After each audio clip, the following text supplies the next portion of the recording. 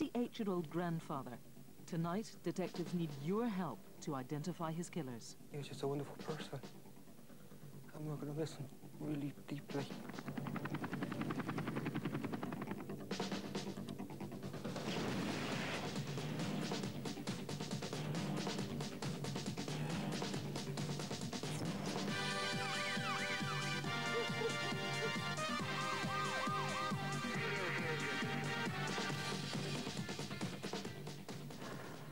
Hello and welcome to Crime Watch. The studio is full of detectives from all across Britain waiting by the phones to hear from you. And it's thanks to you that we get such great results on our cases, results that we'll update you on just a little bit later. But first, as well as solving the murder of Barry Rubery in South Gloucestershire, can you find the villains behind this burglary in County Durham? We know you're loaded! Next thing I was on the floor with a knife in my back and a gun at my head. I was terrified, to be honest. I was terrified.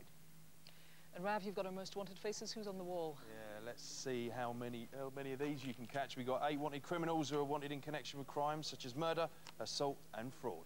Thanks, Rav. And Matthew, what have you got for us? Well, were you one of the first people to get your hands on one of these? It's the new England away strip. 38,000 of these shirts were stolen in a lorry hijack before they went on sale. Police need help to find the lorry jackers who held the driver at knife point. So all of that is still to come, but first, well, we need your help to find the people who murdered this 68-year-old. His name, Barry Rubery. He was killed in April in a village near Bristol. His children and grandchildren need to know why anyone would want to murder this kind-hearted man.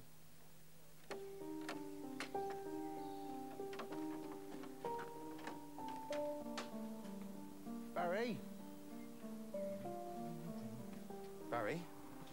Oh, my God. Barry.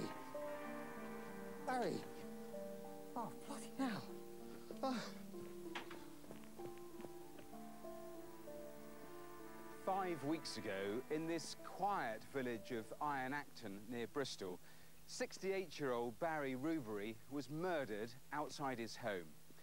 A liked and well-respected member of the community, his family and friends are desperate to know why someone would want to kill him. Why would anybody want to do this to my dad? You know, to my children's granddad and gran. He was so nice and helpful to people. Why would somebody turn around and repay him this way? I just miss him terribly. He's always been that figure that I've always looked up to, and it's been my sort of guidance with the way I've structured my life. And it's just a big part of my life gone. Barry lived in a quirky house by the side of the railway crossing for 23 years. He was retired and spent his days looking after storage units that he'd built behind his house, which he would rent out to businesses. They all liked him very much so. Very much. You know, he'd always go down. He'd even probably give some of them a hand if he could. When the recession come in and some of the people were having problems paying the rent and stuff, he just lowered the price for them because that's the sort of thing he'd do. We know that on the day he died, one of Barry's friends popped round to see him. Hey, Barry. How you doing? All right, Steve. You know, I completely forgot that ticket for the badminton horse trials. Will you be here in the morning? Well, you know me, I'll be here just pottering around. I'll see you in the morning then. Yeah. Cheers. See you later. Cheers. At around 4:30, Barry went out to a social event with some friends 6 miles away at Downend. Sound family. Oh, good. I mean, Jack and George are both working, huh? How old are they now? They must be, what, late teens? In their 20s. 20s? I mean, when you've got grandchildren, I mean, that's when you really know you're old. I mean, Back in Iron Acton, a passerby reports seeing a Land Rover parked up outside Barry's house. But just 10 minutes later, it's gone.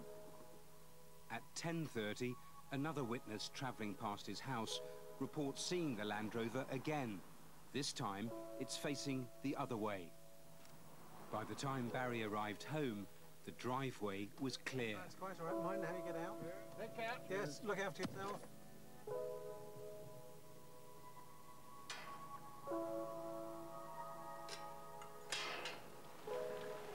His friends say that he seemed in good spirits when they left him. He locked the gate and headed towards the back of the house.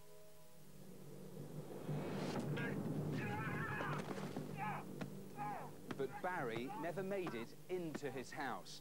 He was attacked on the path leading up to his back door and suffered an extremely violent assault, which resulted in his death. I arrived down the yard to find police everywhere, the tape going up,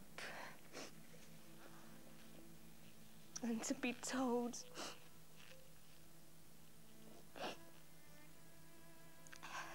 that there'd been a murder and my dad was deceased.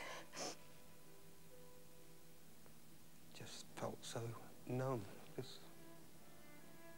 You just don't believe it. And I've felt that way ever since.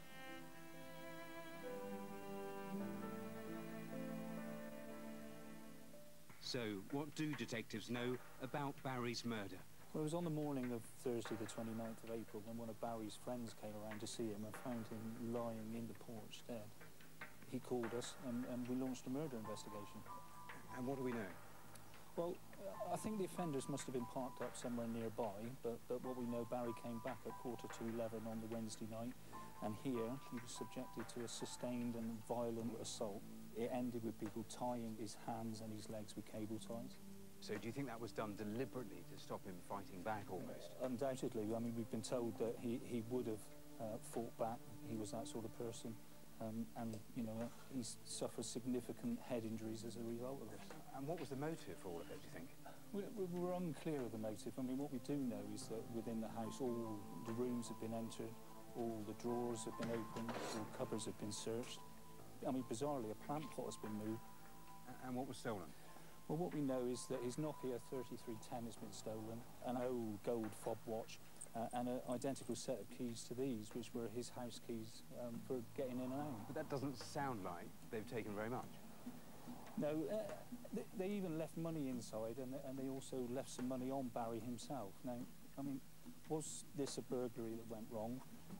Has somebody been here looking for something in particular, or has Barry been targeted specifically for some reason? And what else have you got to go? You can see this road is really busy. It's a cut through to the M4 and the M5. You know, a lot of people use this, and I'm sure somebody using it has some information that could be key to solving this investigation. It's quite a mystery, that's for sure. Well, Detective Chief Inspector Guy Reeves is with us now in the studio from Avon and Somerset Police. Terrible, terrible murder. You've got some new information. Yes, Kirsty, we've had a witness come forward very recently to tell us about a black pickup truck that was seen directly outside of Barry's cottage about 10:45 p.m. on the night time when he died. Described as having a big black cab at the front and the flatbed uncovered at the rear. Okay, and we do already know about the Land Rover. Tell us about that. That's a dark-coloured Land Rover Defender car. It's got a twin cab and a long wheelbase, and either a hard cover or a canvas cover at the rear. You know, if anybody has seen either of these two vehicles in that area, could they call in, please? You said in the film there, a sustained and violent attack. Were there any aspects of it that were particularly unusual, worth pointing out? Well, as you saw in the film, Barry was tied with cable ties to his hands and his legs. Cable ties identical to these, nearly half a metre long. I know these made by a firm in Taiwan called Giant Lock, but what I'm after is people in the local area that actually use these or know who uses these, if they could ring in and let me know. I need to try and establish if the offenders have brought these to the scene. Okay, so it's local info but not the manufacturer you need on that. That's I mean, right. In terms of what was taken, Gary, there wasn't very much taken. His gold fob watch was taken, his mobile phone, and a set of keys identical to these that he was going to use to get in with. Okay, we know, of course, it took place a very remote area. Witnesses crucial to this. Yeah, absolutely. The Lattridge Road there is a very busy road, and the following weekend was a bank holiday weekend and also the Badminton Horse Trials. So, you know, I'm appealing for anybody that may have been using that road, or, you know, even if they were just visiting, did they see anything that could be vital to this investigation? Okay, thanks for that. I should tell that Crime Stoppers is offering a reward on this of 10 grand. We need to find whoever did it. Were you on Latteridge Road that night? If you've got any information, think of Barry's family. You saw how devastated they are. 0500 600 600, or you could call the independent charity, Crime Stoppers. You can do that anonymously. Here's their number.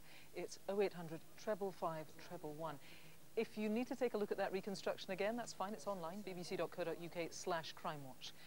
For now, here's Rav with the first of this month's Wanted Faces. And kicking things off tonight is this fella here, Kemar Saul. Now, he's wanted for the murder of Freddie Moody, who was fatally stabbed in South London 2 years ago. 18-year-old Saul used to go to college in South London and has strong links to the Dorset Road area of Kennington. Now, you might recognise my number two. He's Michael Brown, and he's wanted for defrauding £8 million from a former Manchester United chairman. As well as using the cash to fund an extravagant lifestyle, Brown famously donated more than £2 million to the Liberal Democrats' 2005 election campaign. Now, he was charged, but went on the run and hasn't been seen since. He's now been found guilty in his absence and sentenced to 7 years. Glaswegian Brown has a ponytail and goatee beard, as you can see in this photo, but may well have changed his look and is likely to be using a false identity. And number three is Nazim Hamido, or at least we think that's what his name is, and he's wanted for violently raping a woman in Manchester city centre in March this year. As well as Manchester, Hamido has links to London and Dorset. And at 4 at the end here is Jack Lane, and he's wanted for setting up a cannabis factory at an address in Milton Keynes. He was charged but failed to turn up at court and has been on the run ever since. 22-year-old Lane has been a builder and is known to have worked abroad, so do keep your eyes peeled if you're away on holiday. So, do you know where Lane, Hamido or any of the others are hiding tonight? If you do, don't wait, please pick up the phone now, 0500 600 600, or you can text us 63399, type crime space and then your message. It's really important to leave that space, remember, or your message won't get through. You can also check these mugshots out online, bbc.co.uk/crimewatch. And remember, all of our most wanted faces stay on that website until they're caught. We are in the middle of World Cup fever now, of course, but this year's Grand National meeting was another highlight of the sporting calendar, with millions watching the races across the world. For champion racehorse trainer Howard Johnson and his wife Pseudo, that weekend has become memorable for all the wrong reasons.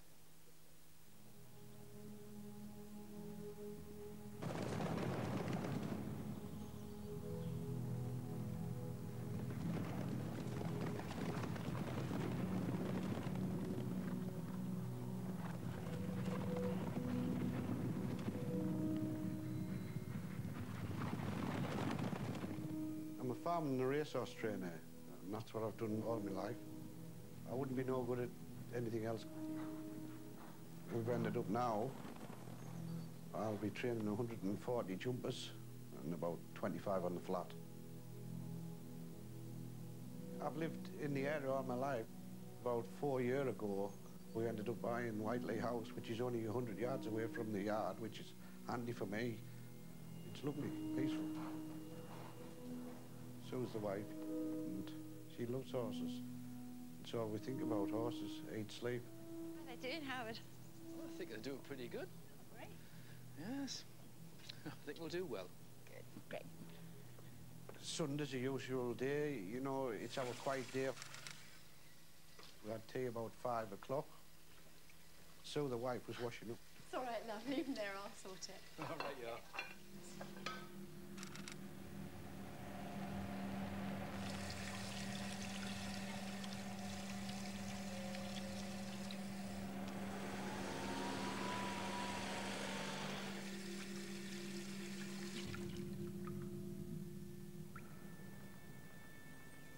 It was getting to 9 o'clock at night. That's just, I'm going up to see how the lambing's going. On the way up, I saw a car parked. To be quite honest, I thought it was a courting couple. And it was getting like dusk, and you think nothing about it. How's it going? Everything all right? Yeah. The rest of them are okay?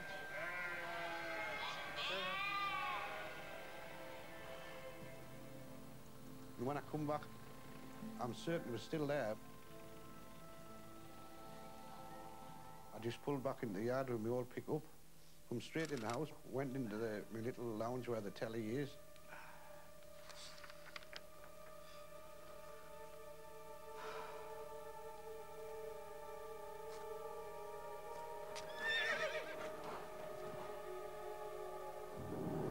All of a sudden, I heard this really loud bang. What the hell's that? Open the door! We knew you were in there! Open the door! Open the door! Gonna be in, you're not getting in! Open the door! The more I was pushing, the more they were getting agitated. Next thing, like, I couldn't keep them back. We know you're loaded! Next thing, I was on the floor with a knife in my back and a gun at my head. I was terrified, to be honest. I was terrified. Who else is in the house? Sue! Do as he says, we'll get burgled! Howard? Get down those stairs! We know you got money now. Where's your safe? Have we got a safe? Are you all right, Sue? Look, I've got £1,000 upstairs. You know you got cash. The lad with the gun said, I'll give you 30 seconds, and if you don't get the safe open, you're a dead man. And I thought, why don't be the dead hero here? All right, all right, all right. Come on. Come on, move. All right. All right. He never quivered, the gun wasn't shaking or nothing, he was just so cool, like. Hurry up! There, there! Don't be stupid, there's more! I just thought to myself, I'm going to have to just give him the money, because you've got no chance, haven't you? There, that's a lot! Get up! Move! Come on! Susie, are you all right? Susie! First I thought she had had a heart attack, you know, she was that bad. Are you all right? Where are your car keys? You're completely surrounded. It said, if you ring the police in 3 hours, you're dead, both of you. And next thing, whoosh, ran out the doors, what they come in, and away.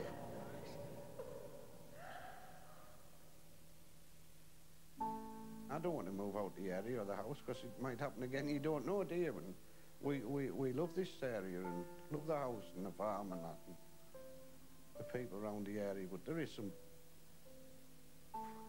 nasty people about, isn't there? Terrible, terrible. But you know, it's all worrying all the time. And if somebody knocks on the door late at night, you jump up thinking, oh, what's happening? You know, it's a terrifying ordeal, I tell you.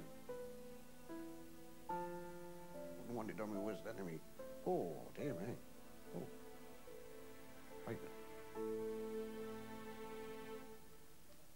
What an ordeal. Well, joining me now is Detective Inspector Simon Orton of Durham Police. I mean, bearing in mind that this happened in their own home, Howard and Sue, you know, they must be profoundly affected by this. Indeed. I spent some time yesterday afternoon with both Sue and Howard, and it's had an absolute and profoundly devastating effect on them both. To have these people burst into their house with weapons to steal £100,000, they really are suffering. I think it's almost like a sledgehammer that's come crashing through their lives. I really have concerns that they will recover from the effect of this. OK, well, let's look at the facts then. The Mondeo, that could be important. Yeah, I'm keen to trace this. I think it's about a 2006 plated dark blue Mondeo. It's seen twice at significant occasions on the day. Once by one of the stable lads earlier in the day when there was 3 men in the vehicle, and later on by Sue when she was packing or unpacking the dishwasher. The vehicle's driven past the house. I'm convinced that the vehicle is connected with the robbery. I need to speak to the owner of that vehicle. I need that vehicle to be identified. And Simon, there was another car seen on that night as well? Yes, Howard on his way to the lambing noticed this small dark-coloured hatchback vehicle which was parked in the recess of the field. Now again, there might be an entirely innocent explanation for the presence of that vehicle, but I need the person who was with that vehicle to come forward and speak to me and let me know what they were doing at that time or whether they have any vital information for the case. Okay. What do your team know about the attackers themselves? Well, the descriptions are not particularly remarkable. I know that they were both wearing masks. I know that one of them had gingery coloured facial hair and spoke with a Teesside accent. What is interesting and significant is that Sue is able to describe the man with a knife, the attacker with a knife. He was wearing, you see, a hooded black sweatshirt. Now, she describes initially that the sweatshirt had the word chance written on the right sleeve in white or silvery white lettering. Now, later on she's not sure. She's not sure whether it's Chance or C-H-A-N with an E. But I need to find out the origins of that shirt and where that's come from. Okay, Simon, for now we're out of time. I need to tell you there is a serious amount of money on offer here, a 10 grand reward. If you can help fill in any of these blanks, please do pick up the phone tonight, 0500 600 600. If you'd like to remain anonymous, that's fine. Call Crime Stoppers, 0800 555 111. For now, here's Rav with tonight's CCTV. Yeah, and let's see the criminals who've been caught on camera and see if you can catch them for real. Time to take a look at this watch and clock shop in Nelson, Lancashire last August. It's just another quiet morning until these three turn up. The shopkeeper doesn't like the look of them, and he's right to be wary. They force him to the floor, beat him up and tie his hands behind his back, then take their time robbing the place. But they aren't shy of the cameras. Put it away. Enough of that, it's your face we want to look at. Up here. Just a bit closer. Perfect. They got away with 30 grand's worth of valuable watches and left the victim so traumatised he can't return to work. 3 thugs attacking a 65-year-old man. Pathetic. If you clock them, shop them. Christmas Day in Warrington Town Centre. It's 4 in the morning and a fight's kicked off between 2 groups of lads. So much for festive cheer. The bouncers turf them out, but allow one of their mates back in to grab their coats. He wasn't involved in the punch-up, but that doesn't matter to this other bloke. He waits until the victim is close by, and then smacks him hard to the floor before doing a runner. It's mindless, unprovoked violence. Make all our Christmases come at once, and tell us his name. 2 security guards stocking up the cash machines outside this shop in Lancaster back in September. But who's that lurking at the bus stop? He bides his time, then when the van doors are open, makes a dash for the cash. He threatens the staff with a knife and demands they hand over thousands before making a getaway in a white Rover 216 parked nearby. He thinks he's got away with it, but time to think again. A passing bus managed to snap this as he waited. He had a Liverpool accent. Who is he? Check out this man at Lloyd's TSB in Ealing, West London in March this year. He looks like a normal customer, but don't be fooled.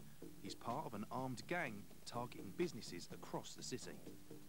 He goes up to the counter and demands cash. Unsurprisingly, they refuse, but then his mate turns up with a Mac-10 machine gun. They threaten the staff, but in the end lose their nerve and flee empty-handed. They're armed and dangerous. They didn't open fire this time. Don't give them a second chance. Take a good look. Dodgy hat, workman's gear.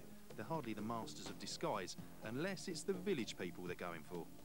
There's a huge reward, 25 grand for their arrest and conviction. If you know them, pick up the phone now. So, if you know any of them, let us know here. Call us right now on 0500 600 600, or you can text us on 63399. Type crime, space, and then your message. And if you need a second look, go online, bbc.co.uk/crime. Now, 4 months ago, when we were all still only anticipating the World Cup frenzy, a lorry carrying a load of the new England away shirts was hijacked and the shirts were stolen. It was February and the news strip hadn't even gone on sale yet. Detectives are still trying to track the shirts down. And joining me is DC Graham Cobley, who is heading up the inquiry. A said shirt, 38,000 of them, Graham. Yeah, I've got one with me here for those who don't know. It's that old sort of traditional. It's like the original strip that England won the World Cup in. It's a reproduction of the 1966 World Cup top. At the time of the offence, as you mentioned, these weren't available in the shops. Okay. They're widely available now, but we'd like to hear from anybody who acquired one in February this year. Okay, can you briefly take me through what happened? When the driver arrived at the Deeside Industrial Estate, he pulled over the side of the road to consult his map. A dark vehicle pulled up inside, and 3 males wearing balaclavas, one armed with a shotgun, forced their way into the cab, forced him into the back, and then drove the vehicle away. He was then forced into another vehicle, which we suspect to be the Ford Galaxy, and tied up before being blindfolded and dumped in a field near Loughton, just off the M6. Now, very unusually, we actually have CCTV of the hijacking itself. It is brief in its time lapse, but we can just see here. Tell us what we're seeing. The driver pulls over. You can see the Galaxy pull out The male's very professional, very quick, are out of the vehicle, into the cab, and drive away very, very quickly. What do you know, if anything, about the gang behind this? The description's very limited because he was effectively blindfolded. We can say they're the white males. There was 3 of them. They speak with a Merseyside accent, but interestingly, one of them was very adept behind the wheel of a lorry. He was no stranger to that. He may well have worked as a lorry driver or may even still work as a lorry driver now. Okay, much more info on this if people want it on our website, Graham. For now, thank you very much. If you've seen these shirts, you've been offered one for sale, pick up the phone now 0500 600 600. Coming up in just a moment, can you give detectives any more information about the murder of 22-year-old care worker Fionn Wynne Roberts? And the criminal behind an internet and postal scam which conned hundreds of people out of thousands of pounds by feigning affection and promising love. You get so used to being somebody there, and then there's nobody again. Well, I'll tell you how detectives went out to Ghana to find him and bring him to book. Now, Fallowfield is well known as the lively home of Manchester's student population. But over the last 3 years, there have been 2 sexual assaults in the area, which the Greater Manchester Police believe are linked. Detectives need your help to find the man responsible.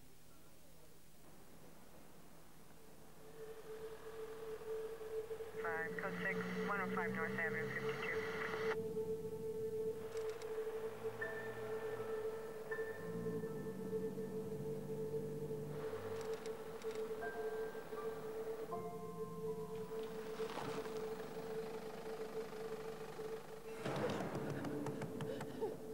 I've been raped. He knows where I live. Police emergency? I need the police. I'm a taxi driver. I had a young lady come over, stop me in the middle of the road saying she's been raped. This is Fallowfield, home to Manchester's student population. In the last 3 years, 2 young women were the victims of sickening sexual assaults. Both attacks happened in the month of May, only streets apart. We believe that the same man is responsible. I came to Manchester to study, and I work in a nightclub as well. Finished work about 3 o'clock and went to the bus stop on Oxford Road. Fallowfield, please. Got the bus up to the Sainsbury's in Fallowfield. The bus was busy. It was 3 o'clock in a student city, and it's one of the main bus stops on Oxford Road.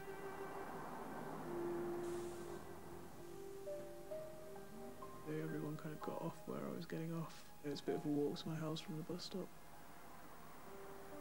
This is the main stop for students living around here, and it is busy around the clock. We think that the attacker was watching to see who got off the bus, waiting for a victim. CCTV shows the attacker walking along Edgerton Road.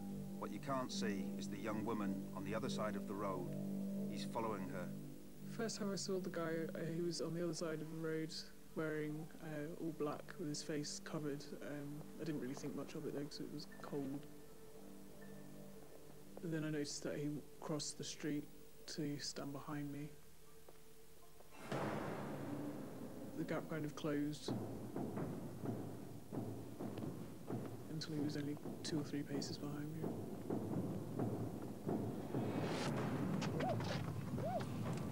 I didn't know what he was going to do. I didn't know whether I was going to get killed. Scream! I'll kill you. After that, stopped trying to struggle at all. I was too scared to kind of do anything. Not you, bud. I haven't got anything.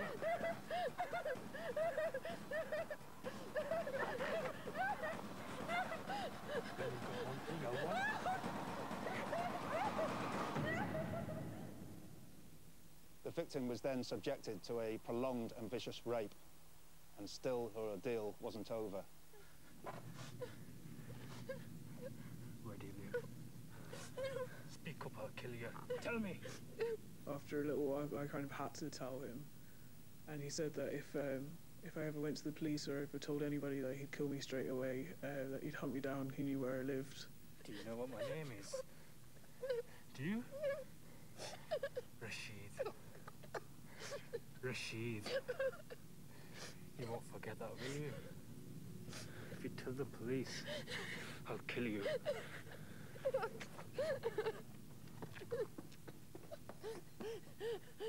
We know from CCTV that the offender ran off down Derby Road. So where did he go?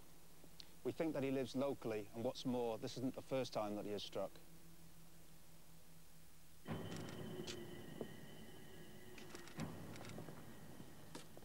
Two years earlier, another young student was attacked, just minutes from Edgerton Road, as she walked home from the same bus stop. On this occasion, the attack was even more violent. The victim was strangled until she blacked out.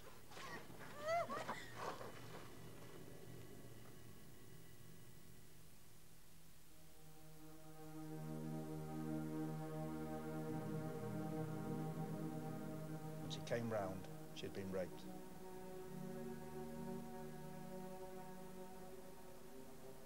The lives of two young women have already been torn apart by a dangerous and opportunistic predator.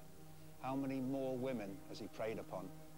Help us stop him before he strikes again.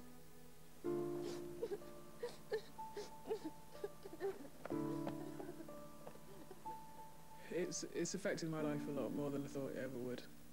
My university degree I've had to retake over a year's worth of work just because I've missed so much stuff. I had to quit my job because I had connotations of finishing work and then going home and it all happening. It's broken up my relationship because I don't trust people that much anymore. So yeah, it kind of affects me on a day-to-day basis a lot more than I'd like to admit, to be honest.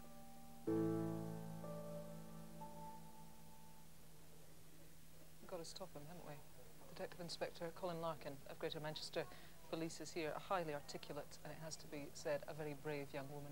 Absolutely, yes. This victim has been subjected to a horrendous attack and she was very brave in coming forward. If we can find any good news in this, it is that there is plenty to go on. Where do we begin? Yes, we're quite lucky with the description. In the first case, the victim was able to give us an artist's impression, and as you can see, it's quite a distinctive nose. Yeah, he does. I mean, if anybody knows somebody who looks like this, you know, they want to take a closer look on our website. And also, you've got this sort of mock-up, which is very close to what this guy was wearing. Absolutely. In the second attack, the offender was wearing a scarf across his face, but it had quite a distinctive paisley pattern on it in white. He did say, as we saw in the film there, Rashid, my name is Rashid. Of course, that could have been a red herring, but it might be important. Yeah, it could be a nickname or a family member's name. Importantly, there are witnesses and there are CCTV that we need to show people tonight. Let's take a look at the first piece of CCTV. What we're looking at here is a witness, not the attacker. Tell us more. Absolutely. In this first footage, this happened just before the attack. Just after the attack, and as you can see, the offender is running along the opposite side of the road. Yeah, that was him running earlier, and the bloke who was walking along, not a suspect, but he could have vital information. Crucial witness. Okay, next. Now, this would send chills up and down your spine. Tell us what we're seeing. This one's more worrying. This is 2 hours before the attack on the same road. As you can see, the offender is following a young lady who's carrying a distinctive dome-shaped clear umbrella. That lady may have vital information for us. Right, okay, if you were that young lady walking along that street on that night, please, please, we would urge you to get in touch with the police. You've got DNA, that's good news. We have DNA, so we would ask people to come forward and don't worry, we have DNA, we will be able to eliminate people. Yeah, if you think you've got a name in mind, a person in mind, they can be discounted if they're the wrong person. For now, thanks very much. I should, of course, remind you that stranger rapes are very rare, but clearly this man is extremely dangerous. Very good chance he'll offend again. If you know anything, however minor you think it is, I would urge you to call us now, 0500 600 600. And let me give you the victim support number if you've been affected by rape, 0845 30 30 900. If you need to take another look at that artist's impression, our reconstructions online, it's bbc.co.uk/crimewatch. Now here's Rav and Matthew with great results in the cases that you've helped us with.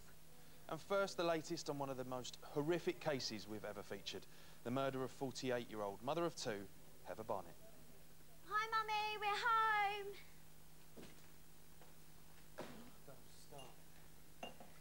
Mum? Where is she, Kaden? Bag's here. Mummy.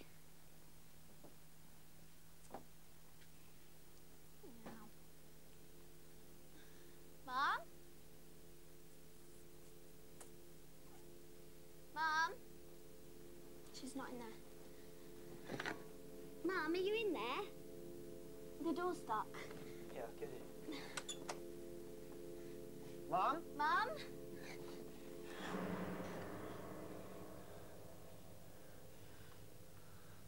Mum? Well, a 38-year-old man has now been charged with Heather's murder and is due in court early next year. We'll certainly keep you updated. Last September, we showed you a reconstruction of the double murder of Sally Ann Baxter Smith and her 14-year-old daughter Lois, who were killed by a fire at their home in Eastbourne.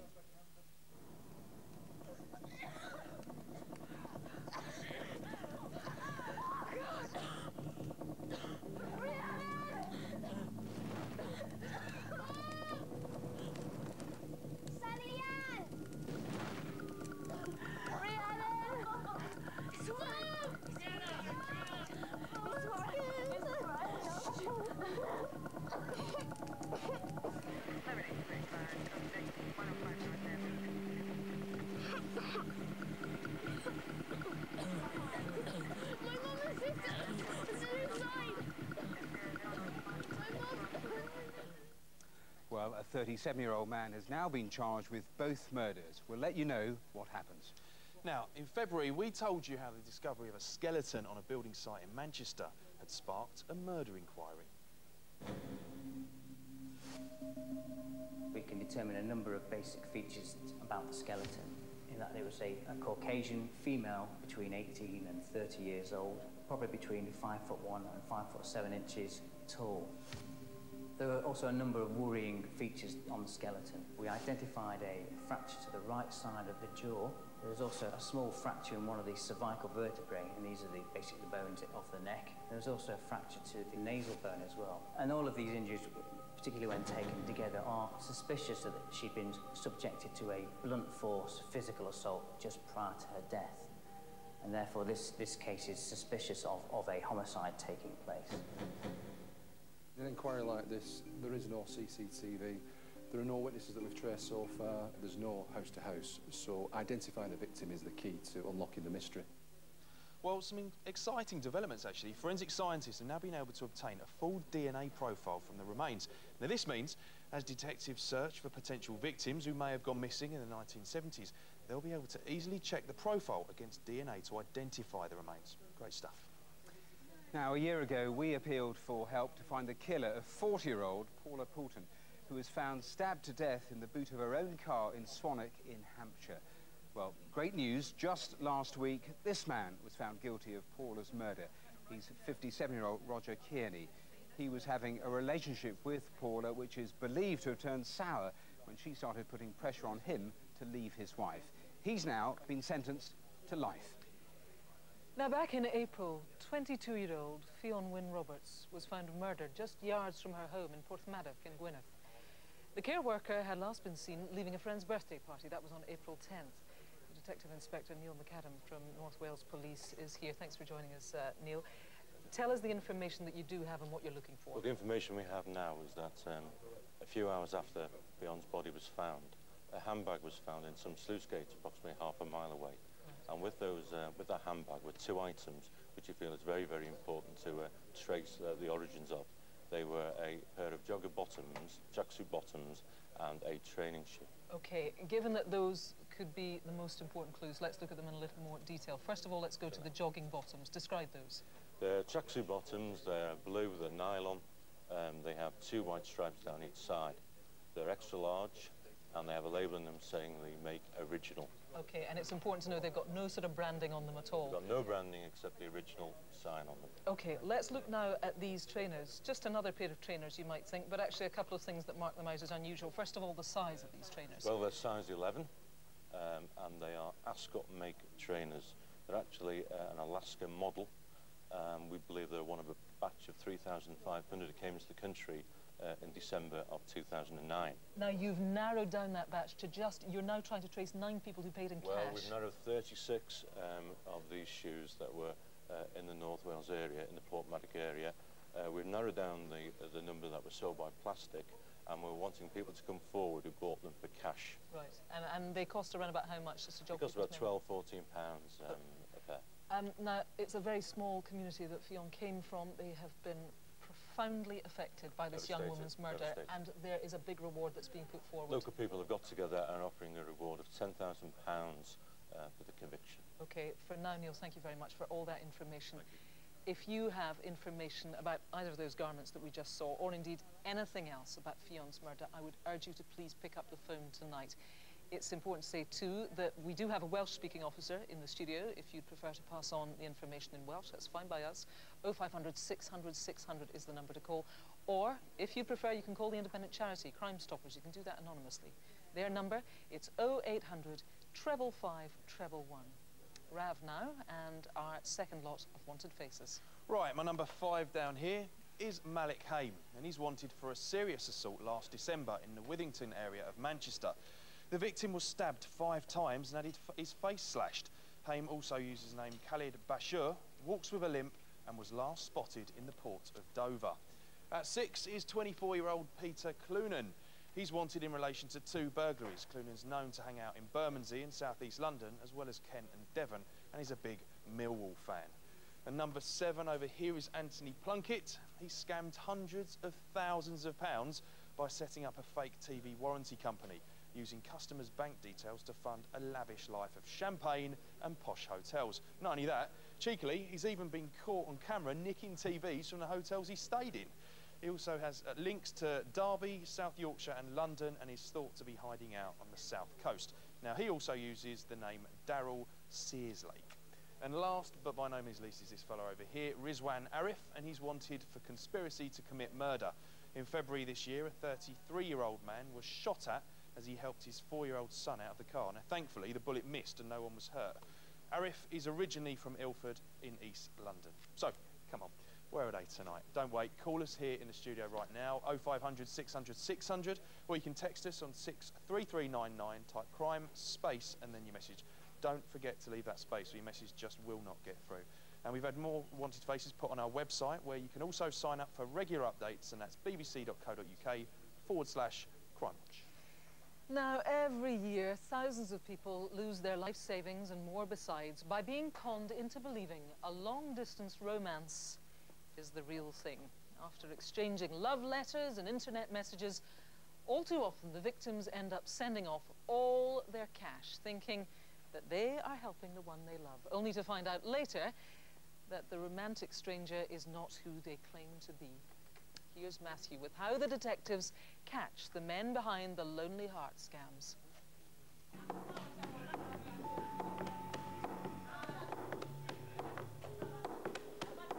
When you read the letters, they're all asking for £300 to start with.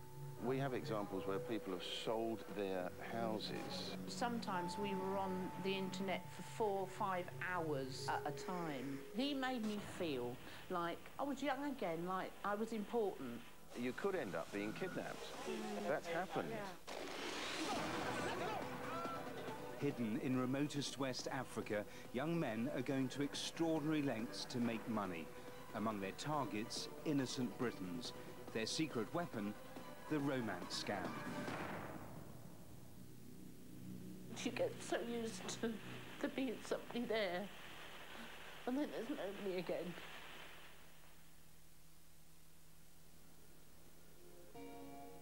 Over 3,000 miles away in the Yorkshire Dales, one woman has been hit with emotional and financial ruin. My husband passed away 5 years ago, but life goes on. You have to make the best of what you've got. Battling with a serious breathing disorder, Dina was desperate to get her life back on track, so she joined a dating agency. After a couple of unsuccessful dates, she thought she'd found Mr. Right. He told me that his name was Steve Moon and that he was a retired army officer. Posing as an American general, he sent photos which he said were of himself. He used to talk for maybe 2 or 3 hours every night, and sometimes during the day as well. He said that he loved me and he wanted to come here and see how we got on. Dina thought she'd found her soulmate and had no reason to be suspicious. We'd been communicating for probably about a month, and then he'd said to me, I have to tell you that I'm not actually in America at the moment, I'm in Iraq. He told Dina a complicated story and persuaded her to lend him some cash. He promised he would repay it with interest when he arrived in the UK. She remortgaged her house and sent him everything she had. In total, £45,000. I know this sounds very stupid, looking back on it now, but I think I'd got so involved with Steve by this time, I probably would have sent him anything. But Steve Moon's elaborate story didn't end there. He said he was now being held captive in Iraq. He needed £120,000 to pay off these people. Well, I didn't have anything like that. The only thing I've got is my house. I just cry when nobody can see me. Sorry. Police were tipped off and turned up at Dina's door just days before she sold her house. They told her Steve Moon didn't exist. The photos she'd been sent were stolen from the internet and were actually of a retired United States Army officer, Major General John Baptiste, a man who had nothing to do with any of it. Dina had been a victim of a romance scam. These types of scams rake in hundreds of thousands for fraudsters and, along with other scams, cost the UK £3.5 billion a year. With so many victims, SOCA, the Serious Organised Crime Agency, have a dedicated team to combat it. If you put yourself onto one of those dating websites to say, I'd like to meet somebody, there are people out there, criminals, who will take advantage of that. It would seem the fraudsters have a very specific victim. Most frauds like this are hitting older people, people who are retired, people who are vulnerable in some way, so the lonely people with the romance scam. But who had taken Dina's money? SOCA had a lead. She did not pay the money through a money service bureau. She paid it into a bank account. So we follow the money. The cash led SOCA straight to their target, a Ghanaian businessman, Asola Fadola. When we looked at the bank account, it had transactions going into it which went to hundreds of thousands of pounds, because Dina White wasn't the only person that was sending money into that account. Now, we presume that the other people, one person was in France, some others were in the UK, were victims. But that's not always the case. One woman in particular had caught their attention. She'd deposited £150,000 into Asola Fadola's bank account. The only way to uncover the truth about her involvement was to pay her a visit. She doesn't know we're coming, but we don't know whether she's an innocent victim or if she is an associate. It may be that she's also involved in the scam, helping him to launder money from other victims in the UK. That evening, Mike, accompanied by a SOCA officer, knocked at the door. Sergeant Wood from Humberside Police, this is my colleague Paul Davis from the Serious Organised Crime Agency. Can we just come in and speak to you, please? We couldn't film the conversation, but an hour later they returned with bad news. It became clear fairly quickly that she was quite a tragic victim of a similar, if not the same, scam that Dina White has fallen victim to and has been used and nurtured really by these fraudsters, and she's parted with an awful lot of money, probably the biggest single loser that we've come across yet. Like Dina, she was tricked by this fraudster on the promise of romance. It's a mean con, but very, very profitable for these people. An absolutely tragic story. I feel quite deflated and upset myself for the lady, and you can see that now she's realised what she's done. The bottom's fallen out of her world. Lured by the potential for big payouts, Fadola is not the only one scamming. They are clever people, and they are very entrepreneurial people. And some of these conversations go on for a long while, and there's lots of conversations that go on over weeks and over months, and they have to remember that sort of thing. Their biggest weapon is the photo. The more attractive, the better. They simply cut and paste innocent people's pictures stolen from the internet. But who are the criminals behind these lucrative scams? The trail leads to Ghana, where Soccer have been running a joint operation with the local police and Ghana Post to filter out scam mail. Much of the fraud is online, but a huge amount is also sent by post and is being intercepted. These sacks represent all the scam mail that's been taken out. It's going to the UK, the US. If 1 in 1,000 answers, that's a lot of money to them. We've got tens of thousands of letters in here. But who's writing all these letters? Crime Watch went undercover to find out. Hello, is that Reggie? Yeah, that's me, darling. How are you? I'm good, how are you? Posing as a wealthy businessman looking for love, a member of the team responded to a number of romance scam letters. I really want to meet you. Your photos are beautiful. After a month of communicating with 3 women, he decides to up the ante and call their bluff. Good news, guess what? I'm coming to Ghana.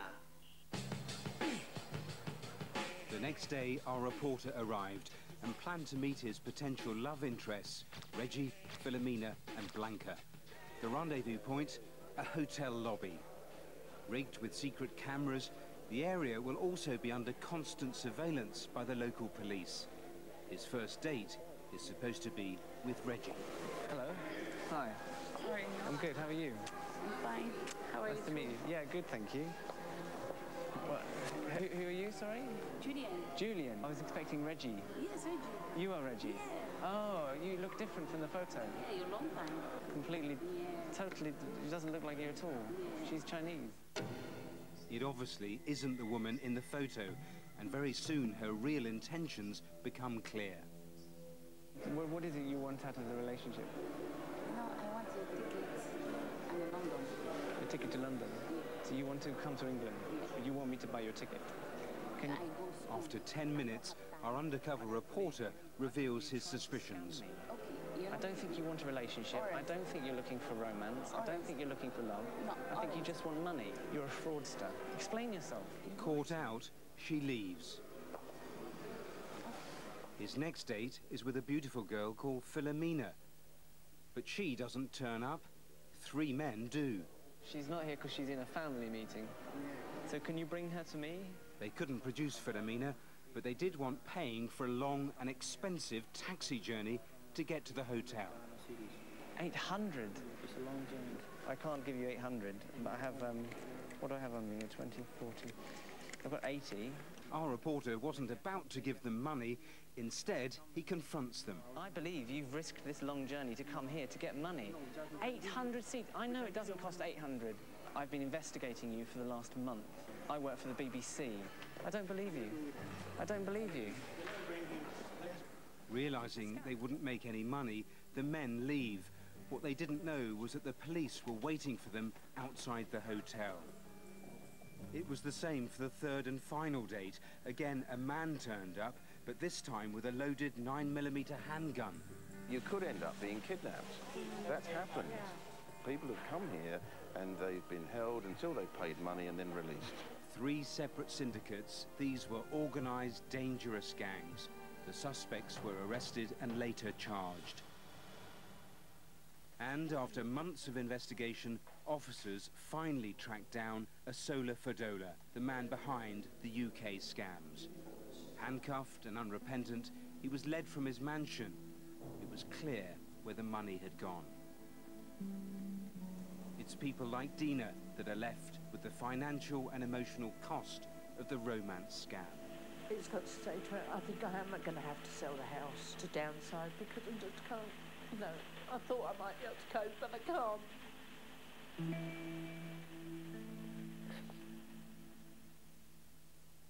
It's really sad, isn't it? I mean, it's preying on people's loneliness, and the numbers of people involved, astonishing. Yeah, I suspect just about everyone watching at home would probably think, well, I wouldn't fall for that, but thousands of people do. One of the fraudsters was boasting that there's a scam for everyone. You just have to work out the person's weakness. And that's what they latched onto here, people looking for partners. They would then spend weeks and months building up a relationship as the defences come down. Then they rapidly accelerate the emotional content. You know, I love you, I want to spend my life with you.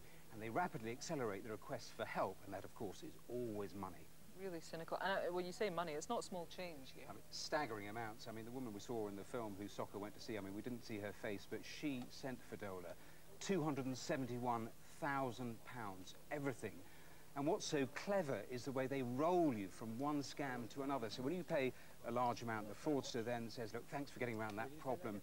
I want to send you the money back straight away, so can you do X or Y? The problem is, X or Y are different scams that, again, are going to cost you thousands, and deeper you go. And you can never navigate your way around the problem and be with that person. That moment just never happens. And with Fadola, we can see where all the money went. I mean, that was some gaff, wasn't it? Yeah, he had $1 million in the bank. You saw the mansion inside. You had crystal chandeliers. You had gold taps in the bathrooms. Even the kennels for his dogs were bigger, plusher than a lot of people's houses. But Fadola is about to go on trial, and victims from here who he's ripped off will fly to Ghana and give crucial evidence against him. Good news. I mean, for Soccer, this link-up with the Ghanaian forces, it's been really successful. Yeah, it's really bearing fruit. I mean, it's not easy. These are so easy, these scams, to set up and then to move. But they spent about 18 months putting the surveillance, the intelligence in place. Now they're making their move. And just about every week they are closing down one syndicate after another. It's quite complex on the ground, but the advice for people here is brutally simple. 3 words: don't send money, you won't get it back. Yeah, good advice. Okay. If you're concerned that you, or indeed someone you know, might be victim to a romance scam, there is now a dedicated website and a phone number set up by the National Fraud Authority where you can report that, or indeed any fraud at all. For now, though, here's Rav with a quick roundup of what's been happening on the phones tonight. And we have had some good stuff coming in already. Let's start with the Iron Acton murder of Barry Rubery near Bath. We've had lots of calls about these type of cable ties, which is great, but we still need to know more about the Land Rover we appealed for. One name's been given, though, which is good. And then very quickly, the horse-aggravated burglary of the couple, Mr. and Mrs. Johnson, the racehorse trainer. We've had some good-sounding calls about that hooded top, which is brilliant, and also several names suggested. Let's hope that leads to something. Now, every weekday morning this month, our sister programme, the Crime Watch Roadshow, is coming live from across Britain, asking for your help to solve a range of different crimes. This week, we're based in my home county of Kent, and here's a sneak peek at what we've got coming up. This week on Crime Watch Roadshow, the gang of masked men who attacked a newsagent in Longfield, but forgot to stay covered up on the journey home. The Pink Floyd tribute band robbed of their prized replica Dave Gilmour guitar. And the master burglar who beat the security system at a stately home and escaped with £1 million hoard of porcelain.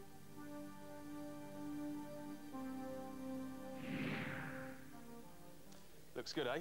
Well, you can catch the Crime Watch Roadshow every weekday morning at 9:15 right here on BBC One. Okay, that's all for now. Details on all of tonight's cases are online, of course. It's bbc.co.uk/crimewatch. You can log on right now for a live update on what's happening here on the phones. I can tell you they lit up tonight. It's been very busy. The lines are open until midnight tonight and from 7:30 tomorrow morning. Our next programme, that's going to be on Monday, the 5th of July. But please don't go away, because we're going to be back at 11:35 with a full update on all of tonight's cases. If you can help, but you haven't called yet, please do it now. It could all be down to you. I'll see you at 11:35. It's 12 in Wales tonight. Until the next time, bye-bye.